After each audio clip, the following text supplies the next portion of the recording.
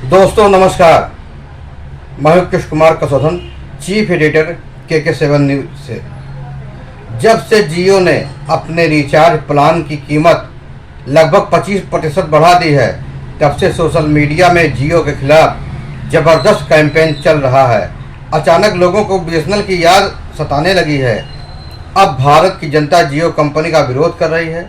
लोगों को अब एहसास होने लगा है कि BSNL को छोड़कर उन्होंने गलती कर दी है।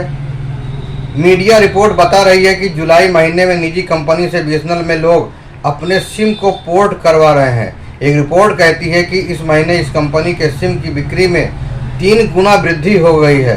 वास्तव में लोगों की परेशानी यह है कि पहले जियो ने अपने रिचार्ज प्लान की कीमत बढ़ाई, उसके बाद एयरटेल और वोडाफोन ने भी कीमत बढ़ा दी। लोगों को ऐसा लगने लगा है कि निजी कंपनियों एक मोनोपोली बना लिए हैं, एक संगठित गिरोह की तरह काम करने लगी हैं।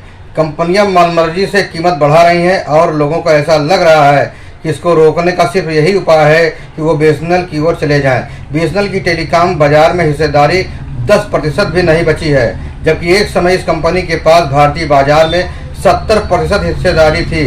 लेकिन अब लगने लगा है कि इसमें बड़ा बदलाव होने जा रहा है। समस्या सिर्फ यह नहीं है कि निजी टेलीकॉम कंपनियां पिछले कुछ समय से लगातार कीमतें बढ़ा जा रही हैं, बल्कि समस्या यह है कि इस साल की अंतिम तिमाही में एक बार फिर कीमतें बढ़ सकती हैं। अगर रिचार्ज करने की कीमत की बात की जाए तो इस समय BSNL के रिचार्ज की कीमत निजी कंपनियों से काफ़ी कम है, लेकिन समस्या इसकी सेवा में है। अब यह देखना होगा कि जनता के रुझान को देखते हुए यह कंपनी क्या करती है। सवाल यह पैदा होता है कि जिस कंपनी का भारतीय टेलीकॉम बाजार के 70% हिस्से पर कब्जा रहा हो, वो अचानक इतना नीचे कैसे पहुंच गया है और इतना नीचे गिरने के बाद भी अभी तक जिंदा है।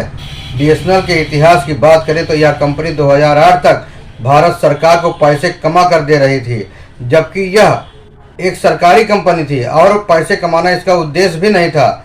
इसको इसलिए बनाया गया था ताकि भारत के दूर दराज के क्षेत्रों में संचार व्यवस्था स्थापित की जा सके। इसके बावजूद कंपनी का लाभ कई बार 10,000 करोड़ वार्षिक तक भी पहुंच गया।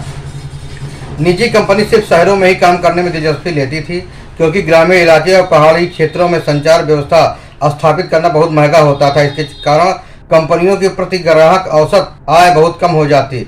सरकार की जिम्मेदारी है कि वो भारत के हर नागरिक तक संचार सुविधाएं पहुंचाए। यह काम सिर्फ BSNL ही करती है।